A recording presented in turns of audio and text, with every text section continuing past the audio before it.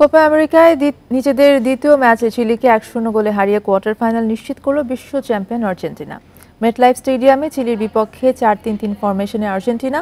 এদিন শুরুর একাদশেই Messi, Alvarez. প্রথমার্ধেই দুই তারকার সুযোগ মিস, হতাশা বাড়িয়েছে ভক্তদের। দ্বিতীয়ার্ধেও অ্যালিস্টার মেসি আবারও আটকে যান প্রতিপক্ষ গোলকিপার ব্রাভোর হাতে। তবে 3 মিনিটের ব্যবধানে নিশ্চিত দুটি সুযোগ ঠেকিয়ে বর্তমান চ্যাম্পিয়নদের ম্যাচে রাখেন এমিলিয়ানো মার্টিনেজ।